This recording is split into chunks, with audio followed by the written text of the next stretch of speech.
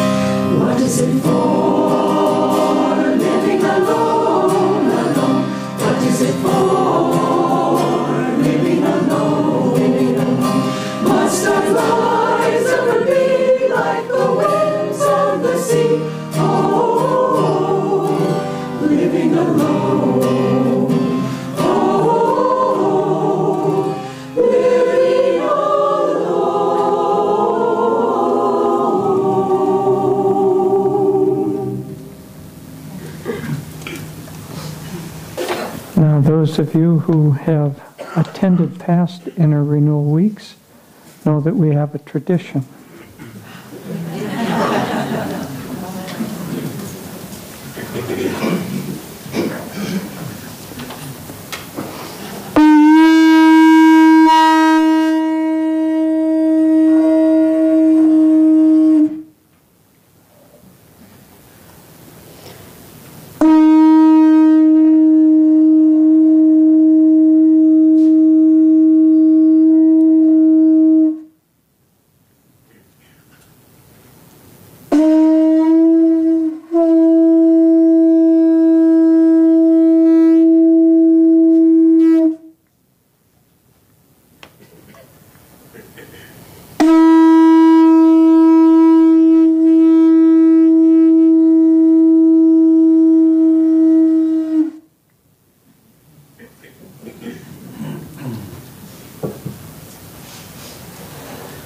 Now that's more than just a showy start.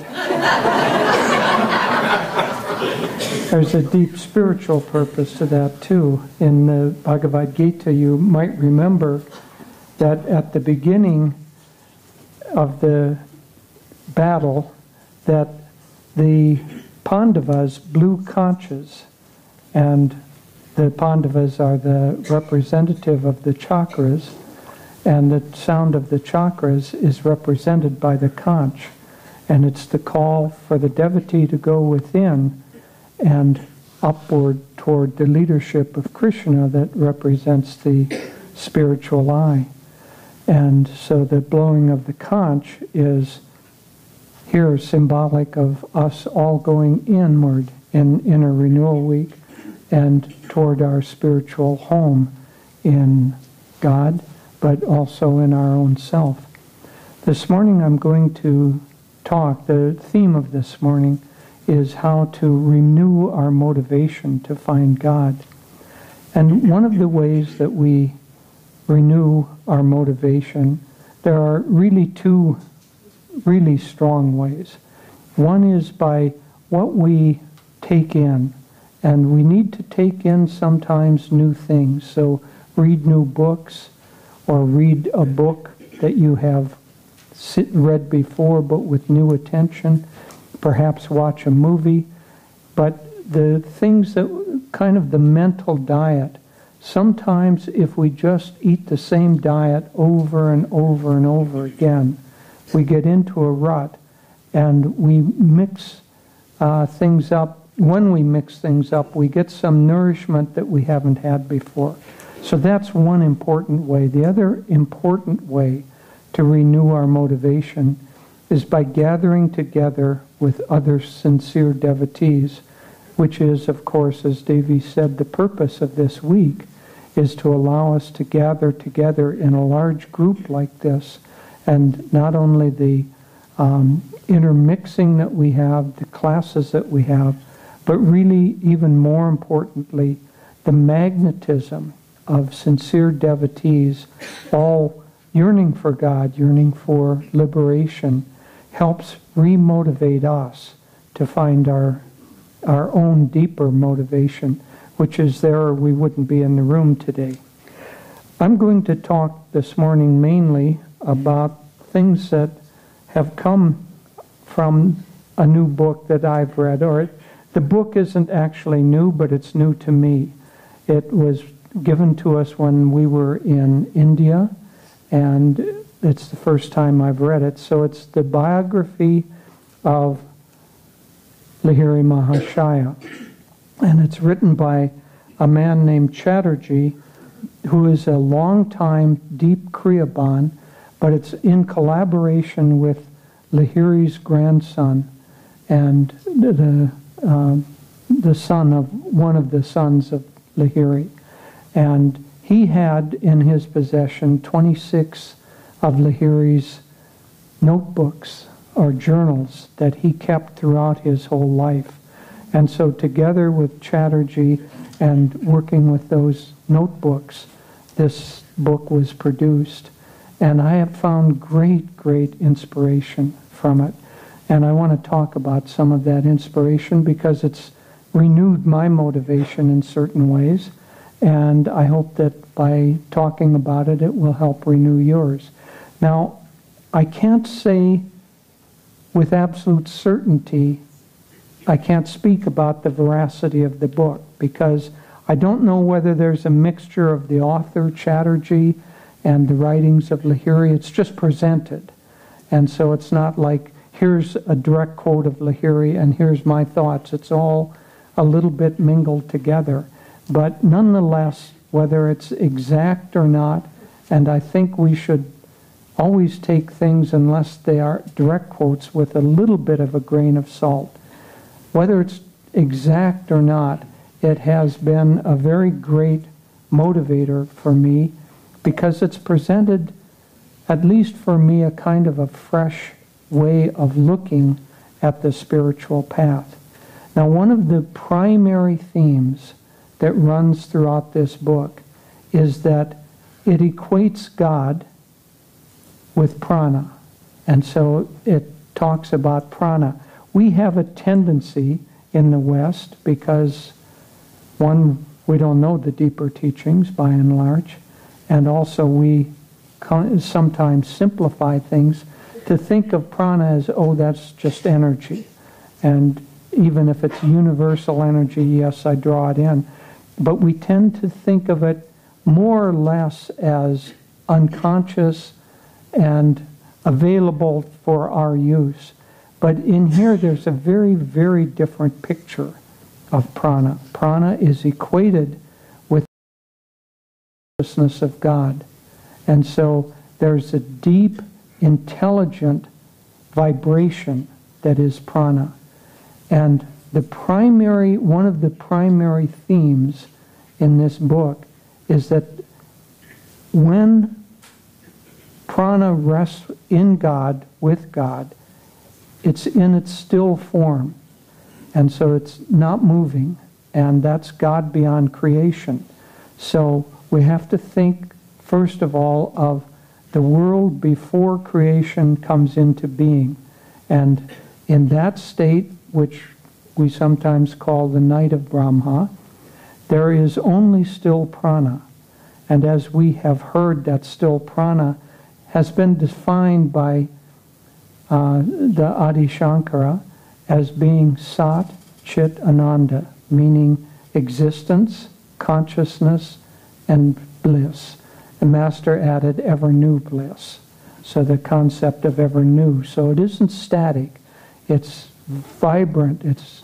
It's very, very energetic. But it has not yet gone into creation. And then God takes a small portion of that stillness. In here it says 1%. Now whether it's exactly 1% or not, I'm not going to say, but takes a small portion of that stillness and begins to vibrate that stillness. And that makes it active or dynamic, or the word kinetic is also used. So that vibration creates the universe. And it also, because the stillness is now vibrating, and a vibration has a polarity. It has one side and another side. It's like the tongs on a tuning fork. If you strike it and it begins to vibrate, those tongs move to the left and to the right. And so they have those two poles, left and right. And that is the initial creation of duality. So the primal duality before anything else is the duality between still prana and dynamic prana. Now, dynamic prana we can call by a variety of names. One thing of calling it is Om, because Om is the vibration of that dynamism. Another way that we call it is Divine Mother. And we think of Heavenly Father as being beyond creation, Divine Mother as producing creation. Obviously, it's all one. And I get sometimes amused and sometimes exasperated by some people who take Divine Mother as if she is the only feminine principle or feminine thing, and it becomes a goddess, or it spins out. It's all one. It just is the expression of duality, and yes, of course, there's a masculine and feminine aspect to duality, but it isn't as if this creation belongs to the mother or something. It's all one. And so that vibration comes into being. So imagine stillness and then vibration. Another word for it is the word, or amen. In the Bible, it says, in the beginning was the Word was with God, and the Word was God. And so it's talking about the beginning of creation comes from this setting into motion the dynamic prana, and then the primordial duality is still prana. Now, if you take the concept of sat, existence, chit, awareness, and ananda, bliss, and you begin to bring those concepts into vibration or duality, then what happens is that in the created world, they seem to take on a dual nature. And so sat, existence, seems to take on the nature of existing and not existing, or as it implies to us, life and death. And so life, we're alive, and then we die, and probably at least a good portion, maybe the majority of the world, thinks that when we die from this body, we no longer exist. There's no life after death. There's no consciousness that goes on. There's nothing. My father was one of those. Toward the end of his life, we talked some philosophically, and he thought I was a little naive to think that consciousness or there was a soul or something existed after death. For him, death was the end of his existence, and that was it.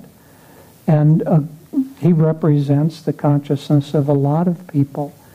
But because there's the thought that there's no existence after this body goes, there's enormous insecurity and enormous anxiety and the attempt to prolong the life of this body. Some years ago, we attended a lecture by Daniel Brinkley, who had had a near-death experience and experienced himself out of the body for some period of time. He was struck by lightning, and his heart stopped, and he went through a near-death experience. And one of the things later on, he wrote a book, but later on, one of the things that he was working with was to essentially to help magnetize and energize the hospice movement, where people accepted the fact that they were going to die.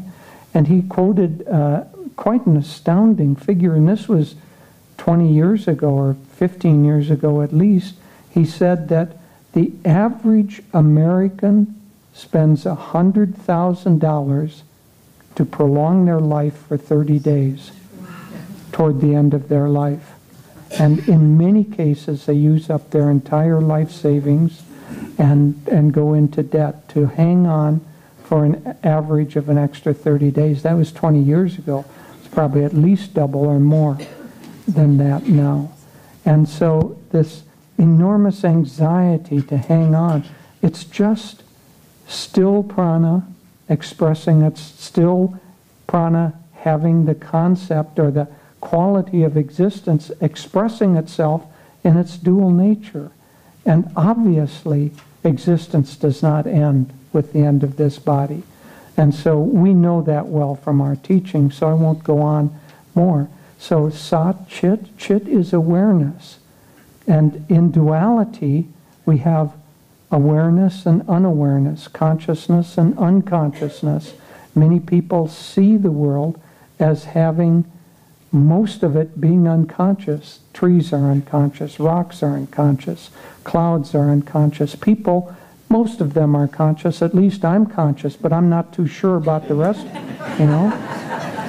And then you've got sleep and waking and all those dualistic forms of consciousness But having the sense that most of the existing world is not conscious allows us to treat it in ways that we would never treat something that we recognized as being conscious.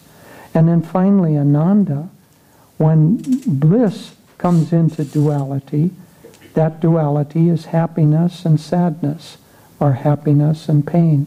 And Master said that the primary motivation of everyone on the planet is to be happy or to avoid pain. He said everyone, and everything that we do is simply an expression of that primal motivation, which is really the attempt to get back to bliss, which can't happen until we still the pranic vibration, but we can approach it. And that's going to be mainly what I talk about. But so for this introductory aspect, just understand that all happiness and unhappiness is simply the vibrational aspect of bliss, moving between a polarity. Okay, so now we have the concept of still prana and dynamic or active prana. Now, it isn't just dynamic or active prana, it is increasingly faster rates of vibration.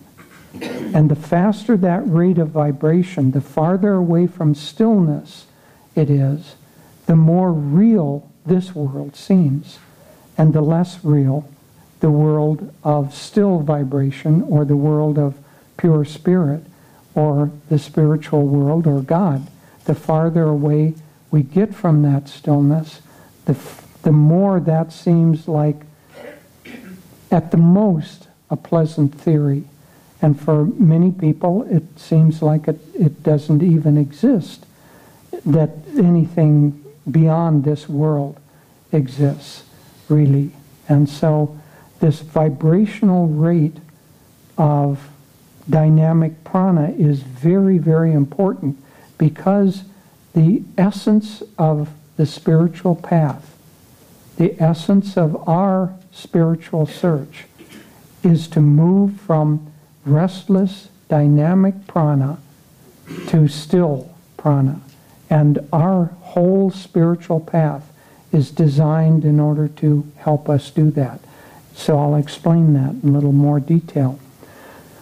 In this book, it talks about how each of the chakras has a different rate of vibration. And so visualize perfect stillness, which represents God beyond creation. That's represented by the 1,000-petaled lotus, the Sahasrahar. Now, Master in our teaching said that we can't go directly from stillness to, from dynamic, the dynamic aspect of prana to the still aspect of prana. We first have to go through what he talks about as Christ consciousness. And so that's the interpretation of that passage in the Bible that fundamentalist Christians wave during football games, saying, "No man cometh unto the Father but by me." So that's a statement of Jesus, and their interpretation is, therefore, if you aren't a Christian, and a Christian of the nature that I am, not one of those other Christians, but my kind of a Christian, then you can't come on to the Father. You can't go into heaven. The real meaning of that is that first we have to achieve Christ consciousness. And Christ consciousness means the awareness of that still vibration, that 99% of reality, that still vibration is present in every atom of creation, in everything that there is. And when we realize the presence of God in every atom of creation, that's what that means to have Christ consciousness. Now, In India, it would be called Krishna consciousness, or the term is also used because the point in the body at which we achieve that is the point between the eyebrows, or the better term for it is the kutastha. That means that point that's here, but point between the eyebrows could also be interpreted as being kind of the outer part, or the brain, or something. This is the spiritual center. It's actually the reflected or projected vibration of the Agya chakra. And so the Katusta is here, and in India they call Christ consciousness Katusta Chaitanya. Katusta, I'm going to read the definition. I looked it up because I thought it's actually very interesting. Sanskrit word Katusta means that which remains unchanged. So that which remains unchanged is completely still. Chaitanya means consciousness. And so Katusta Chaitanya is the awareness of the infinite nature of spirit inherent in all things. Well, when Master came over, instead of using that, he called it Christ consciousness. And so we're relatively familiar with that term, Christ consciousness. Now, Christ consciousness is here, and Master said that we have to achieve Christ consciousness here before a subtle channel opens up, and that subtle channel allows us to experience the vibration, this completely still vibration that is beyond creation. So first we have to experience God in creation, because we are in creation, before we can experience Him beyond creation. Now, the rate of vibration of the Katusta is between 1 and 9, according to this book. This is all according to this book, not from personal experience, and I've never calculated these kinds of things. I'm just passing on. But it's highly motivating to me. So if we understand that the stillness between 1 and 9 is still enough so that we perceive the vibration of God in everything, and then we can go to God beyond creation. Now, another way of looking at that is that another word that we use for the Katusta is the spiritual eye. Now, the spiritual eye is actually what we see at the Katusta. And the spiritual eye, as we know, is the golden ring with the deep blue field and the 5-pointed star within it. Now, why do we see that at all, and why do we see it here? The reason is that is the projection of the inner astral channel, or the Sushumna. And so the gold ring is the astral world, the blue field is the causal, and the white star is God beyond creation. And that is contained in our Sushumna. There are actually 3 channels in the Sushumna. And once we get our consciousness into the Sushumna, and we begin to project that, see it clearly at the Katusta, then our consciousness becomes still enough so that we can see that we go beyond the ego, because part of the duality is also our ego. And so we go into that stillness that is sufficient, even though it's still in creation, it's sufficient for us to see the presence of God everywhere. Another word for that is samadhi. Another word for that is breathlessness. Now, why breathlessness? Because when we're born, we start to breathe, and we breathe continuously until we die. And in between, there's never a time for very long that we are not breathing. Now, that's the physical breath, but the dynamic prana is actually represented in the Ira and the Pingala. So the astral breath, or the subtle breath, is the dynamic movement that comes in when we are born in the ira that corresponds with the inhalation and the pingala that corresponds with the exhalation. And so that movement is there continuously from birth until death, with one exception. And that is, if you go into samadhi or you go into breathlessness, you can remain conscious because you've withdrawn the energy from the ira and the pingala into the sushumna. You've gone into the spiritual eye, and that dynamism, if not completely stopped, has at least slowed down enough between 1 and 9 vibrations. Let's assume that it's per second. It doesn't say in here. But it's slowed down enough so that it's no longer actively dynamic. Then, as you come, so that's the spiritual eye and the Agya chakra, which is at the top of the 6 chakras. Then as you come down to the Vishuddha chakra, the vibrational rate is 10. And that is not slow enough for you to, if the vibrational rate is still as restless as 10, you don't yet have stillness enough to perceive yourself completely as God. You can't go into samadhi. You can't release the ego yet. When it comes down to the Anahat chakra, it's 10 times 10. It's 100. And when it comes down to the Manipur chakra, it's 10 times 100 or 1,000, and then 10,000, and then 100,000 at the base of the spine.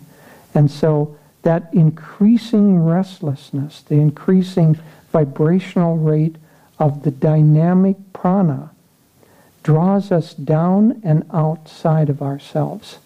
And as why outside of ourselves? Because Master said that the chakras function like projection booths. And so think of one image would be, think of a projection booth, and here it's a 10-watt bulb. Now that doesn't push you very far outside of yourself. Here it's a 100-watt bulb. That does more. But here, 1,000-watt, 10,000-watt, 100,000-watt bulb, that pushes you outside. And it makes not only the world seem real, but it attracts us to the world. Because along with this dynamic prana, the dynamic form of prana, I should say, automatically come restless thoughts, which are still consciousness in vibration, so it's thinking restlessly, and desire, like and dislike. That's another one of these polarities. So we cannot stop restless thoughts.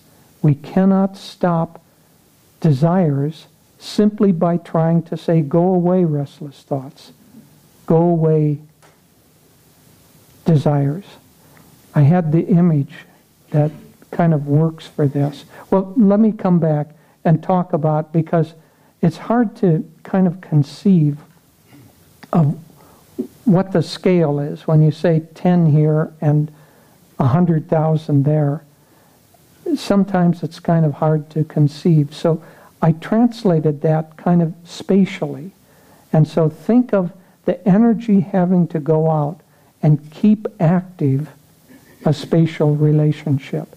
So if we take the point here from 0 to 9, and I'm going to call that 5, Master said to visualize the spine as thick as your thumb.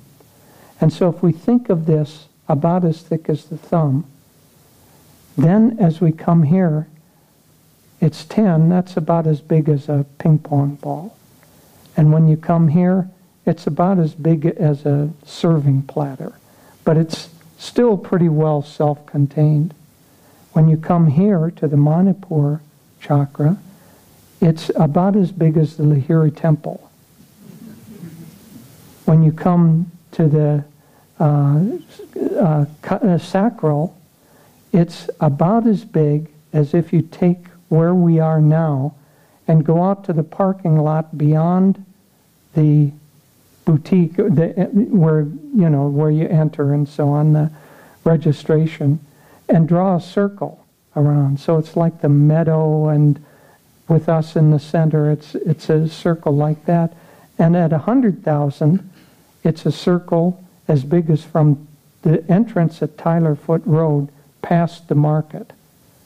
And so you can see spatially that if you're trying to keep all that territory active, and that represents potential desires and potential thoughts and restless thoughts, you can't just you can't just say, "Oh, go away. I'm not interested in you quite so much anymore." Now, another image occurred between dynamic and restlessness and desires. We've got these ceiling fans here. Now imagine a big table, and you take 2 or 3 down pillows and you rip them open, you put all those feathers on the table. Now that represents restless thoughts and desires. Now what happens when those fans start turning? Well, here the fan turns once every 12 minutes. That's not going to ruffle those feathers enough to even make them move. You could barely even see it. Here it goes once every 6 minutes. Here it goes once every 30 seconds. Now, 30 seconds going around like that might be enough to ruffle some of those, but not very much. That's why Master and the great teachers try to get us and give us actual techniques to bring our energy into the upper 3 chakras, the upper triad, because they call this kind of the spiritual chakras, and the lower chakras, the more materialistic chakras. Now, none of them are really one or the other. We're just using this because we're equating stillness now with the consciousness, with our spiritual consciousness.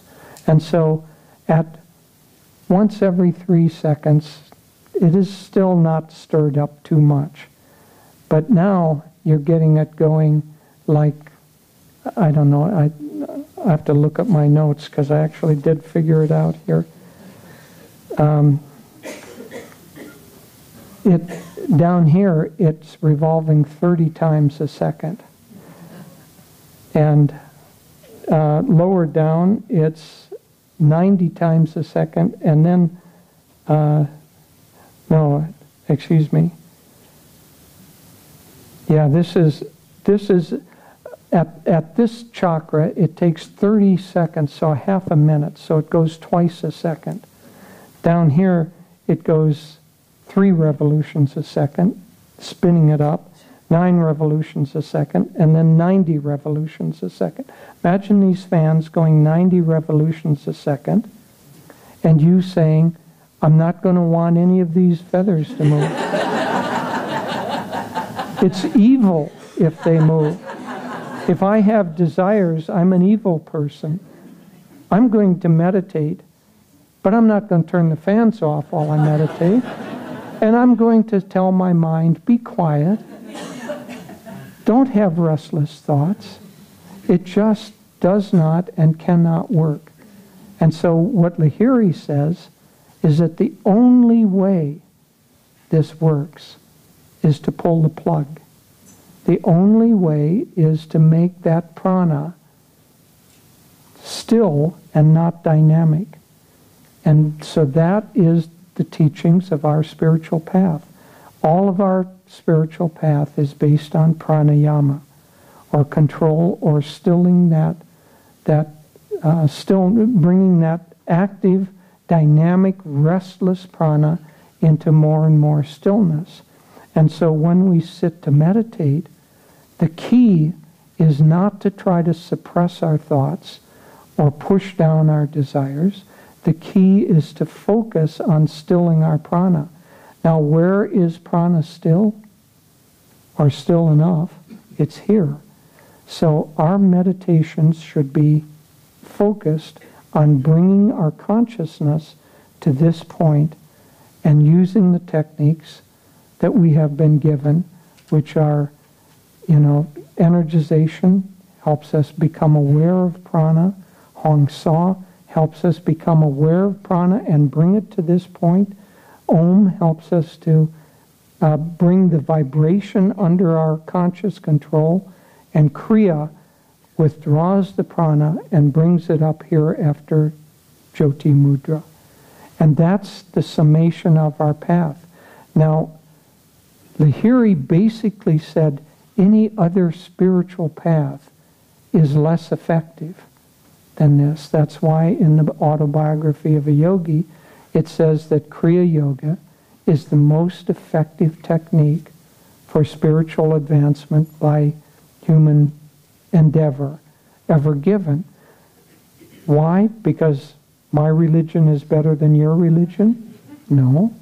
Because if we equate spiritual evolution with the stilling of prana, what is the way that's most effective to still prana? And that's the practice of Kriya Yoga and these pranayamic techniques. Now, Lahiri actually said that one of the reasons that he incarnated at this time in Dwapara Yuga, and remember, he came to Babaji. There's a beautiful drama here. So he came to Babaji after he was married, after he had children.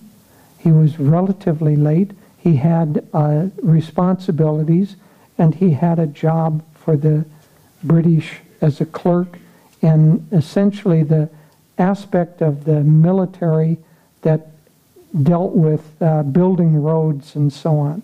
And the reason that he was sent, when he was sent, the telegram arrived, was they were thinking of putting in a new road, the British, and he was supposed to go and help survey that. Then Babaji calls him, and remember in the autobiography, he says, Lahiri, don't you remember me? And Lahiri says, no.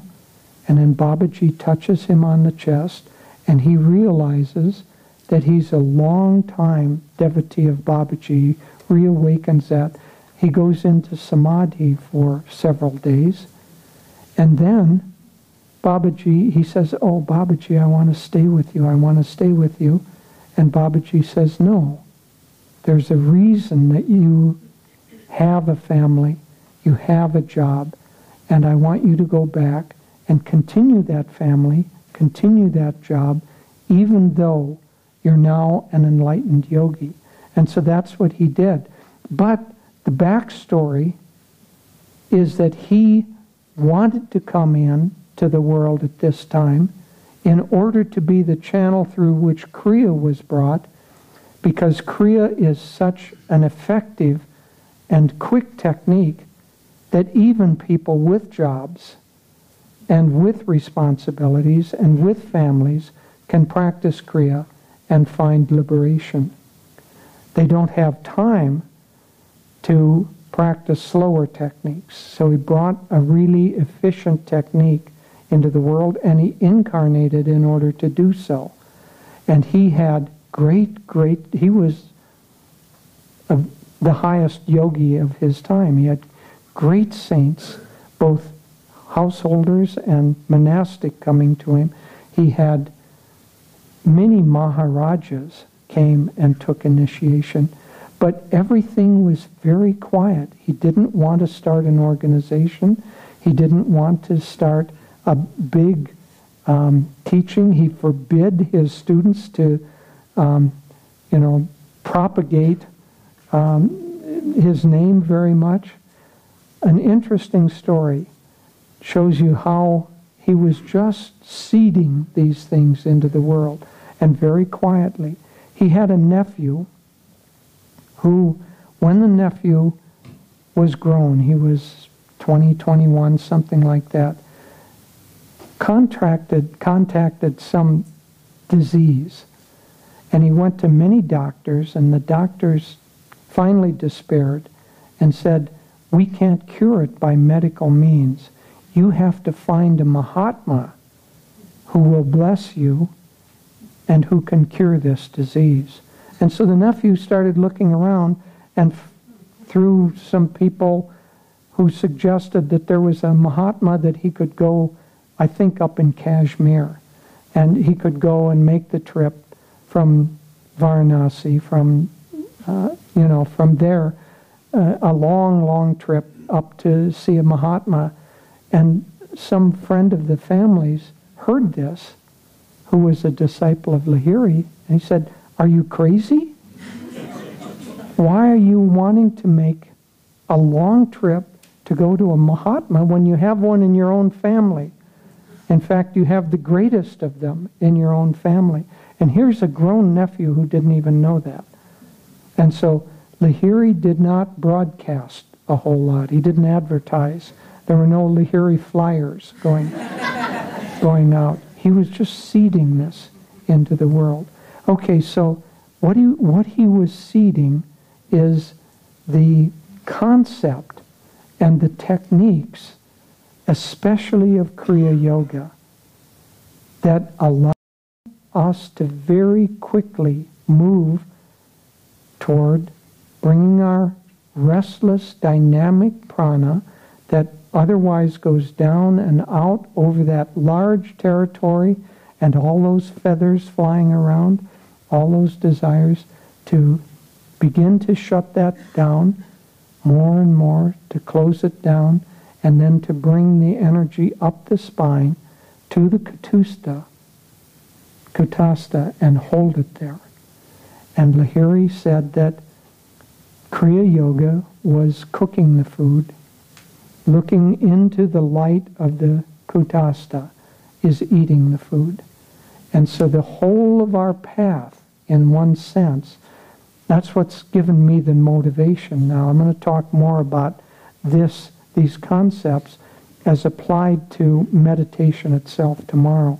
But the very concepts themselves, the understanding that it has to do completely with moving back to the 99% of what we are, which is still prana, from the dynamic state, has renewed my desire to do that. So when I sit to meditate, I'm not kind of confused about what my goal is. My goal is to still the prana and to get my focus as completely to the kutastha and hold it there as still as I can for as long as I can. And in that stillness, certain things begin to happen. So light begins to emerge. That's one reason there are a number of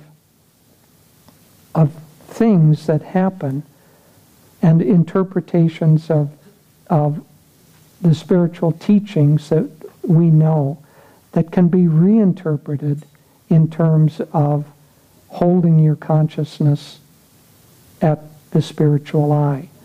And when you hold it there, when you become absorbed there, one of the things that happens is you see the spiritual eye, but you also see great light.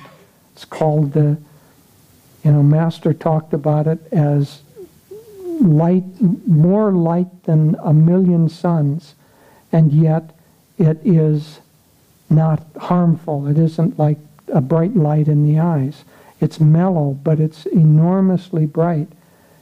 And from that, you can reinterpret what's day to the yogi is night to the worldly man, and what's night to the yogi is day to the worldly man. The worldly man means the restless the restless energy, the dynamic prana, is going out, making this world outside of us seem to be the real world, when it isn't. To the yogi, who's in a state of still consciousness, then that stillness produces great light and great understanding. Another thing that in this book, it talks about some reinterpretations of common understanding that we have of the spiritual teachings. So probably all of us can name the paths of yoga, can't we? There's jnana yoga, there's bhakti yoga, there's karma yoga, there's raja yoga. And so we understand what that is and know pretty well. Well, we don't. In fact, what Lahiri said, because these yogas are taught in the Gita, he said what karma yoga is Kriya yoga. Kriya means action, and so the practice of karma yoga is the practice of Kriya. He reinterprets everything internally and in terms of our own state of consciousness. And so the practice of Kriya is karma yoga. Bhakti yoga is that when the energy has been sufficiently internalized through the practice of karma yoga, Kriya yoga, then the energy begins to awaken at the spiritual eye, and the heart naturally, the Anahat chakra, naturally opens, and all of the love, energy, feelings that otherwise would go out through dynamic prana now are internalized and come up to still prana. And so the connection between the feeling nature and the stillness is devotion. That's true devotion. He basically says all the rest is not really devotion. It's an attempt to awaken and bring stillness in. And so what we think of as devotion, offering to the guru and all of that, yes, that's important, but it's outwardly only a symbol of the real thing. This is the guru.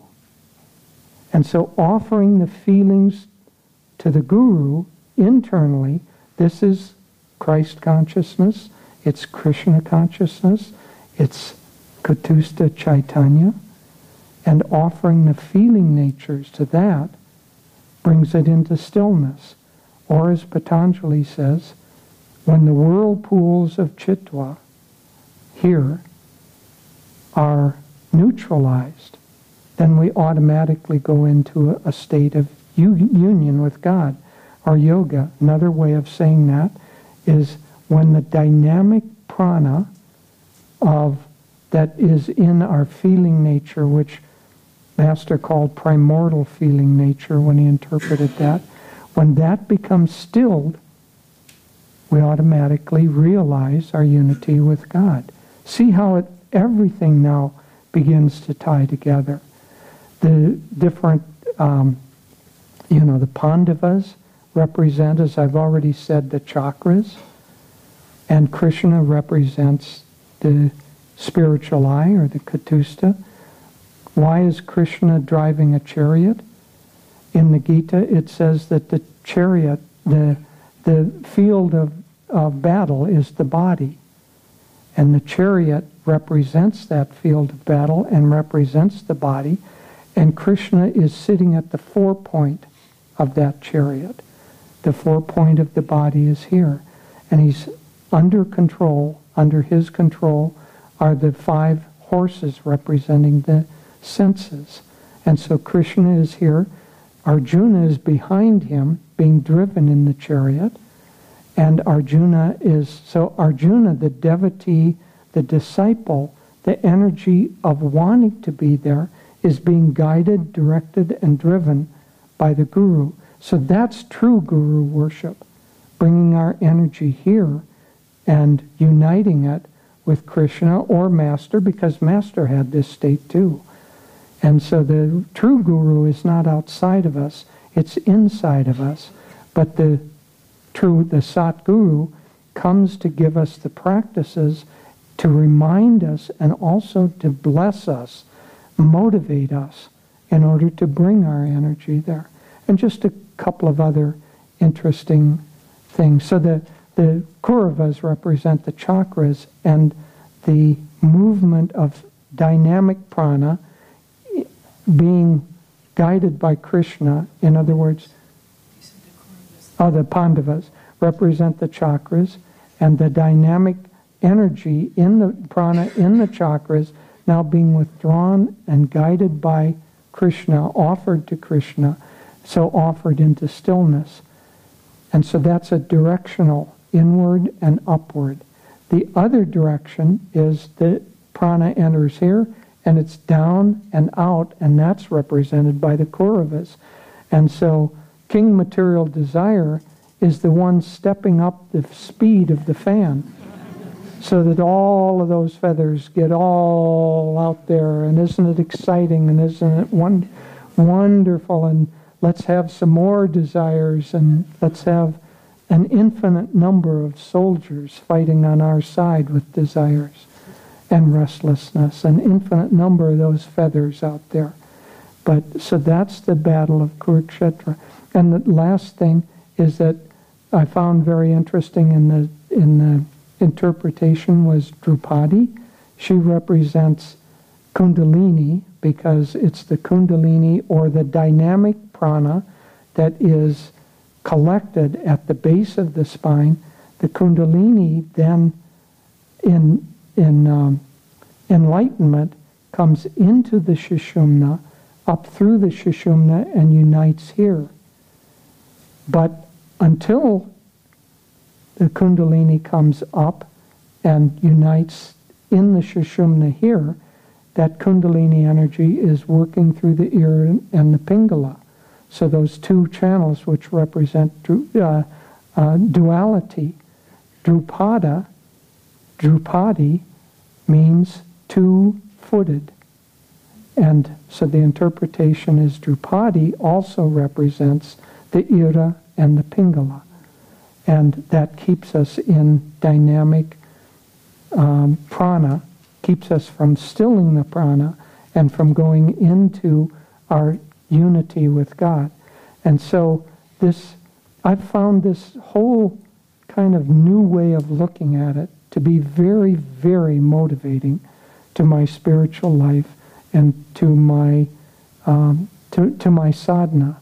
And I'll just end by saying, we've heard the famous story of Lahiri not wanting his picture taken. And we think, oh, he had a little quirk, one of those people. Maybe you'll put it on a poster or something. I don't want to take it. And he used magical powers.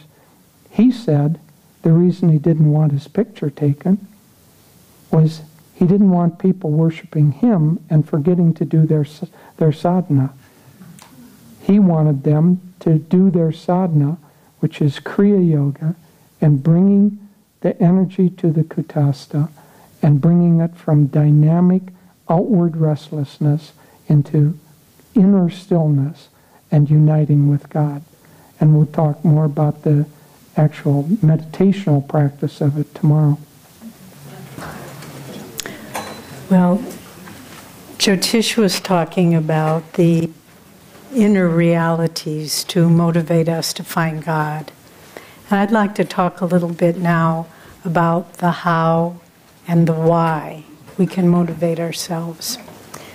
And Swamiji has said, and it's a little bit frightening, he has said that on the spiritual path, we don't tread water. You are either moving forward or you are moving backward. And that's a little daunting. But when I look at my own life and the lives of devotees that I know here, it's interesting because using the analogy of the Bhagavad Gita, which we're all familiar with, Master's interpretation and commentaries, Krishna draws Arjuna's chariot at the very beginning between the two armies, looking at what's in front of him. Essentially, what he's looking at is, what is the spiritual path before me? What does this battle entail? And he looks at the opposing army, which, according to Master's interpretation, is just aspects of our own self. And he says, this is too much. I can't fight. These are my relatives. These are part of myself. I can't fight them. And so he slumps in his chariot, means he leaves the posture of meditation. He drops his bow, meaning that the energy is no longer rising.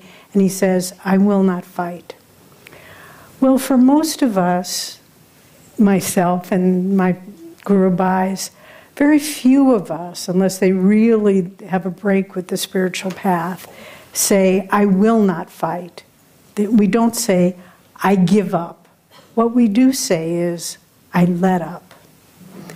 Meaning, I'm not going to try as hard. And that's what we need to look at. That's why we have this focus for Spiritual Renewal Week. How do we look at the process of letting up, and why do we do it? So first I'd like to talk a little bit about why we pull back from the spiritual path, why we kind of begin treading water, which, as Swami says, we don't tread water, we're moving backwards. I based on Master's teachings and what Swami has taught us, I could see several different reasons why we let up. First, fear of failure. What if I can't do this? What if I try really hard and I just don't get there? But then we need to remember the teachings of the Gita that say, there is no failure. However far we get, we pick it up in the next life. And if we're trying to get from A to Z, we're going to have to go through all those points at some point in time. We can either be satisfied with getting to point B, or we can say, I'm going to try to get really as far as I can get. I remember in the very first winter I was here at Ananda, it was a time of spiritual and personal and emotional challenge for me, because I was really making a decision that we all make at some point. Do you really want to commit your life to the spiritual search? And I was challenged, Divine Mother challenged me on every level. I didn't have an adequate place to live. I was in an unheated teepee. I didn't have a clear source of income. I really didn't know many people here. I was quite lonely. And the familial warmth, as Master says, when little Master's friend decided to leave off the quest to the Himalayas, the familiar warmth started to pull me. And I thought, go back to family and friends and security.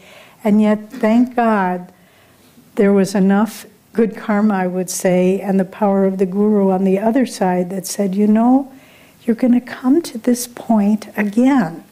Why not just see it through as far as you can go in this lifetime? And that was the choice I made. I want to remind you that Master, the divine guides, over and again, they bring those choices. They take us to the point of failure so we can ask ourselves, what do I really want? What if I fail? I'd rather, like the little frog and the big frog in the bucket of milk. I mean, it's a silly children's story, but very profound in the life of the devotee. I'd rather die trying. And so the fear of failure, we just need to say, maybe I won't get very far. Maybe with full blast I'll get to point B. But nevertheless, I'm moving in that direction. So to look at fear of failure and say, I'll get as far as I can in this life. And it's not a competitive race. Maybe some people are way ahead of me. But karma is funny. And I've also seen people who seem to struggle and don't seem to be able to get their footing on the spiritual path. And yet, as Swami used the analogy, it's like a nail in a board. We don't know how much karma is hidden in that board. And then you see other people just seemingly. I remember in the first year of Ananda, there were people living here who were literally meditating 6 and 8 hours a day. None of them are here anymore. Because it was coming not from a point of offering their lives to God, it was coming from, look what I'm doing. And so it was just based on ego, and they were reinforcing that.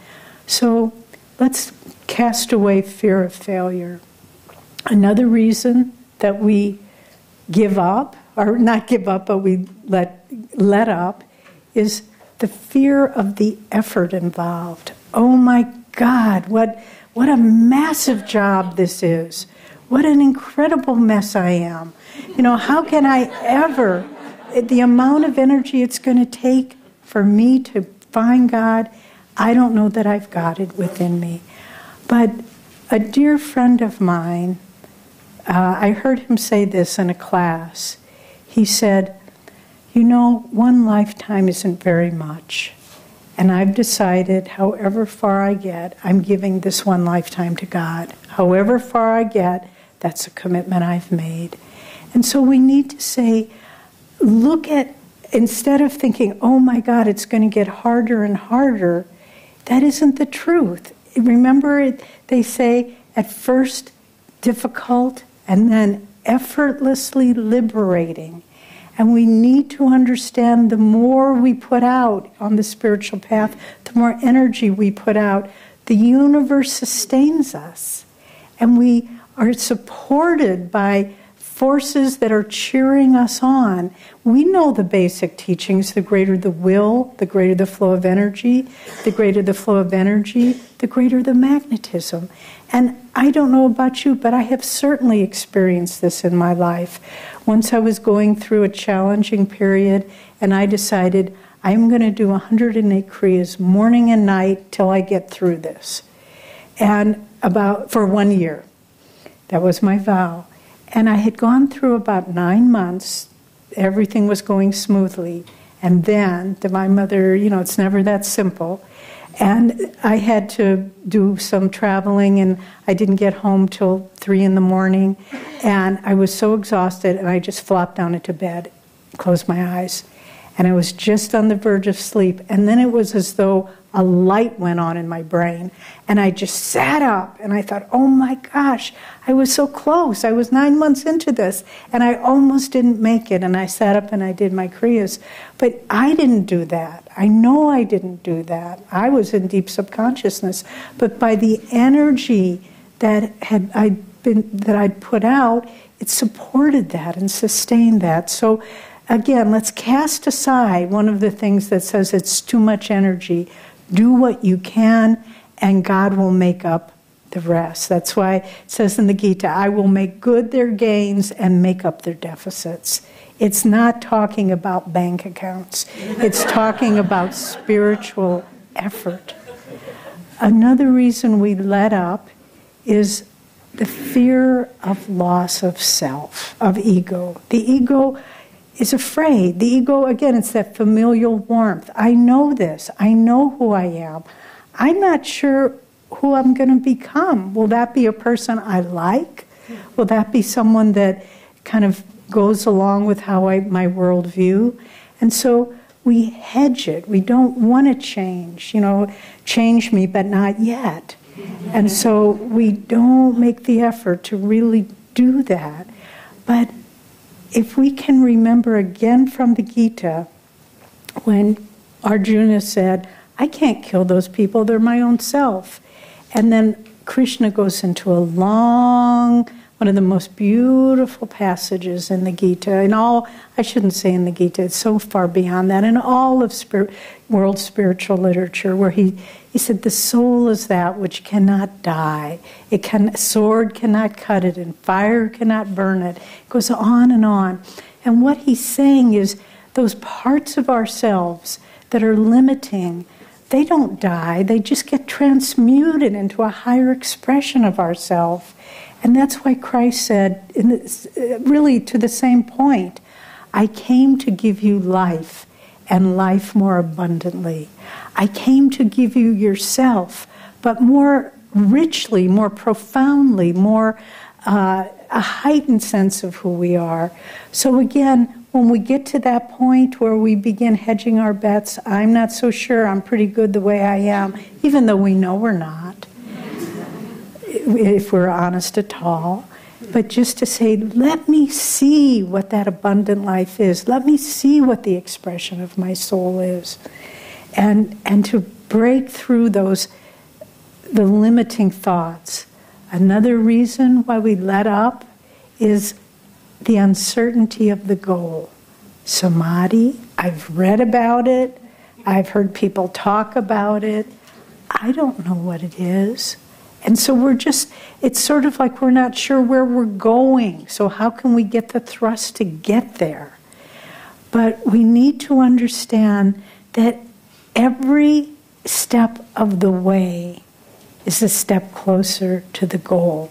So when we sit and meditate, what do you feel? Do you feel peace? Do you feel joy? Do you feel freedom? We all feel something. We wouldn't be here if we didn't feel something. And so use those as markers along the way.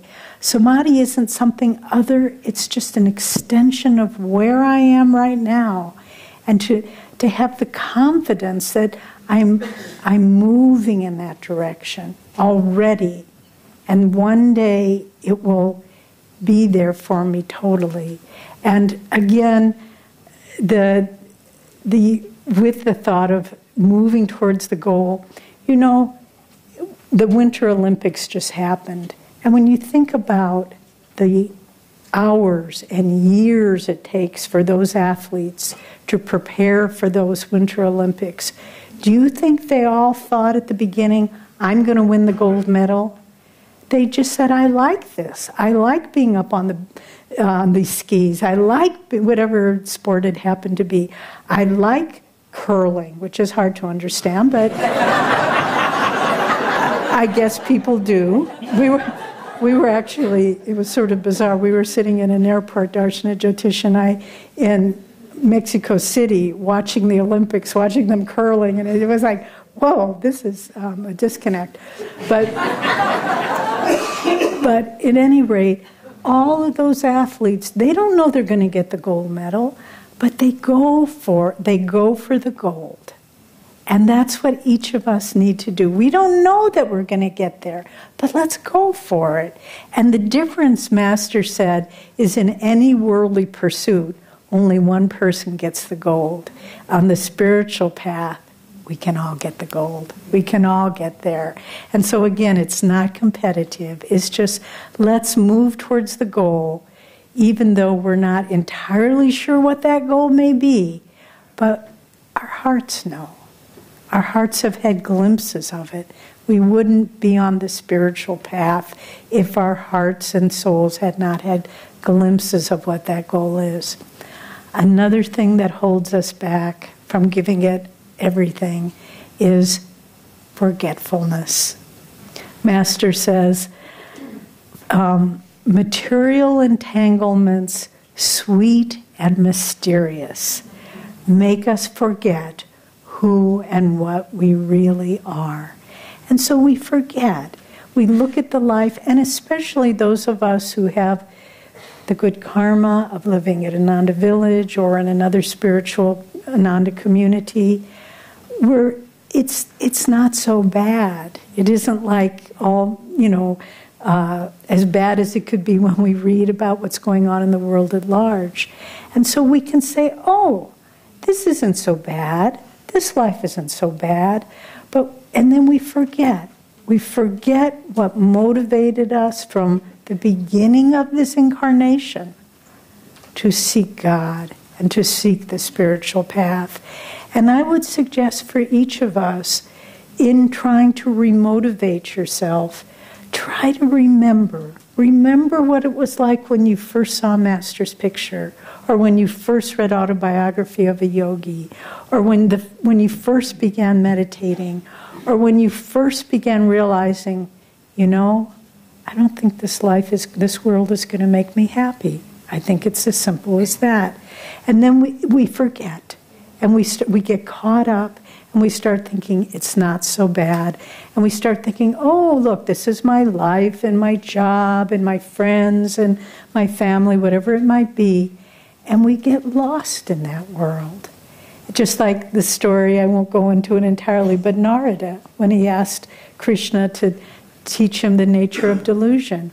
And he goes off in the village and he marries, and, many of you know the story. I won't go into it now. But we forget. So let's prompt our memory. Why did I get on the path in the first place? Let me not forget that. I remember when I used to, we have a grown son, but he went to high school in town, and I would pick him up sometimes at the end of the day at high school, and I would see all the kids coming out, And it was a very good spiritual experience for me, because I just thought, Lord, don't ever let me forget why I chose the spiritual path. I don't want to go to high school again. But remember, don't let it get foggy in your mind. Keep it keen.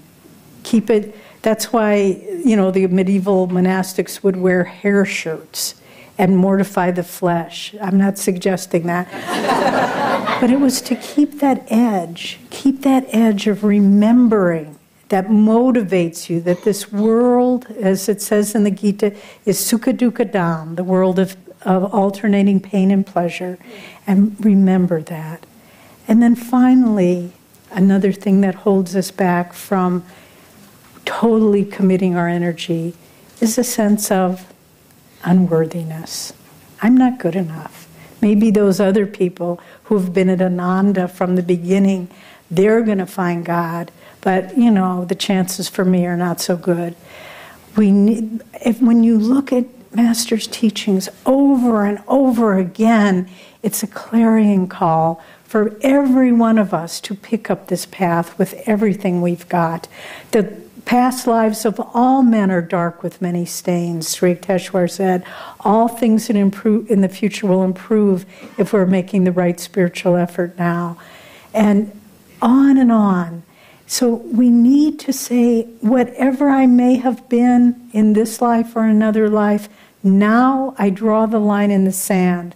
I'm trying not to accrue any more new bad karma. I'm trying to move forward. And whatever the past may be, that does not define who I am. There's an amusing story which I'll share. Some of you have heard it, but it's worth sharing and remembering. Some years ago, Jyotish and I were talking, and Swami had encouraged all of us to try to achieve the state of Jivan Mukta, freed while living in this lifetime. This was a few years ago. Things have changed dramatically since then.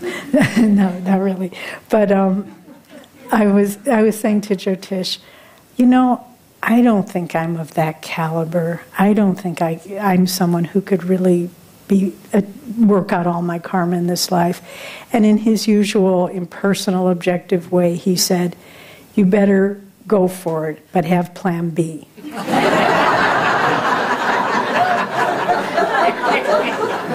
And now I'm trying to let plan B go and just say, I think I can do this. I think I can. And so these are all things that keep us that dull the motivation, dull the blade of our discrimination that says this world is not where I will find my fulfillment. My fulfillment will be found only in God. And so then, what are a few points we can look at that really help us to be motivated in this search? First is looking at life with the sense of its brevity. Life goes by so quickly. We've been here, many of us, for 45 years on this spiritual path. Really, it seems like a few years. It doesn't seem like 45 years. Life goes by so quickly.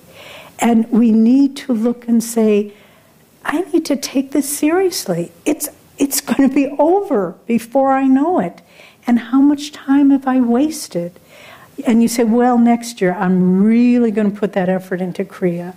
Eventually, a whole life goes by. And Master says, why not now? So to look at the brevity of life and say, in the time that's left to me, I'm going to make a dash for the infinite. And don't think that we have all this time ahead of us, because honestly, friends, we don't. A few years ago, Swami had asked us to come to India and stay for some time. And we said, Swami, we're kind of arranging our life so that we're not so needed in other jobs. Other people are in place and we're free to do that. And he said, good.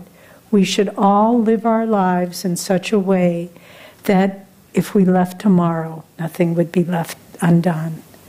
And that's an excellent way to live.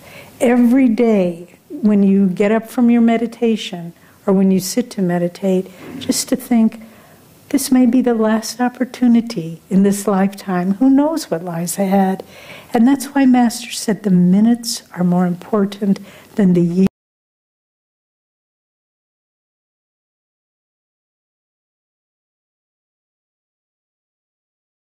The years stretch out vaguely, but the minutes in meditation, the focus of energy and thought at the Kutastha, that's what keeps us, frees us, and takes us out of whatever time is allotted to us, we can move forward. So a sense of timing, and then from that, what are the priorities we want to set in the time given to us? We need to look so carefully. Swamiji says it takes total self-honesty and dynamic self-discipline to grow spiritually. So let's not kid ourselves. Sometimes it makes me sad when I talk to people and they say, well, I know I've got this problem, but, it's okay, I don't need to deal with it. Why? Why don't you need to deal with it if it's a problem? We all need to be scrupulously self-honest. And if there are things about us that need to change, let's work on it in the time we've got, because we don't know how much time. So to work on, to set priorities, and as Swamiji said, to move towards, in this lifetime, becoming a Jivan Mukta, which means you've burned up all your past karma, you're freed while living. And why not set that as a goal? Maybe we won't make it, maybe we won't get the gold medal, but at least it's far worthier than just letting our energy go out into so many different wasted pastimes. Another thing, and I alluded to this when talking about the high school, that motivates us, the process of reincarnation. I read a quote from Master that said, reincarnation is motivated by a satanic force that fills us with desires and involvement with the world and keeps us coming back again and again. So it's not just, I'll play this out. The involvement and desires that catch us, it's a satanic force. It's like we can think that Maya has this great circus, and it's got so many tents and so many sideshows, and it's out there hawking, come to the circus, the most famous circus, and come and see this and that, and we go for it. We say, oh yeah, okay, maybe I'll come into the circus, and that looks really interesting. Oh, look at the Elephant Man, and we get attracted by all the bizarre and the trivial activities of life. And we need to understand it's a conscious force that keeps the circus going and wants us to come in. If the barker at the circus said, it's not so interesting, he'd probably have more fun going and meditating, that circus would fold. And the whole play of Maya would fold if there wasn't the satanic force that says, I think you're going to like this. And then we say, okay, well, I didn't do that last time, but maybe if I do it this way this time. And it goes on, and we never get rid of all the little burrs and thistles that stick to us. And that's why Swami said, every night before you go to sleep, create a bonfire, mental bonfire in your mind, and throw all of the activities, all of the pastimes, all of your reactions, all of your desires, throw it into that bonfire and go to sleep free. And then when you wake up in the morning, say, I awake into this world to do my God-given duty, but none of it is mine. And that's how we move towards freedom.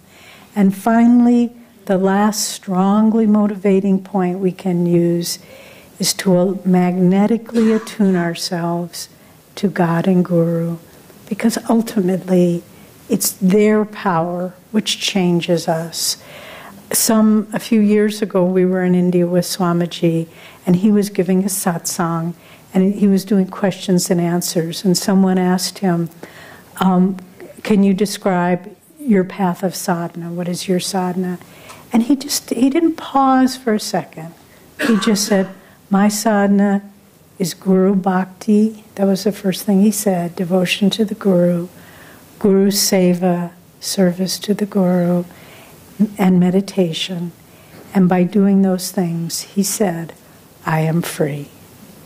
And so to motivate ourselves, draw on the power of these great ones. That's why the Guru has come. He didn't come to, as Lahiri didn't even want his picture. He didn't come that we would put his picture on the altar and worship him. They came because, as Lahiri Mahashaya said of Master as an infant, your son will be a great spiritual engine that will bring many souls to God. And that's why they came. And if we want ever new motivation, if we want to renew our motivation, go to the source.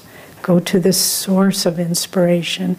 Go to the source of that power that draws us to God.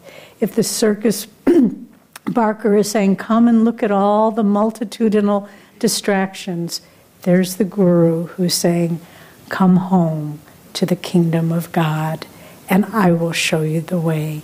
So if we want to remotivate ourselves, renew our motivation to seek God, Guru Bhakti, Guru Seva, and meditation, and then we will be able to pick up every day on the spiritual path and say, today I will try even harder to become one with God.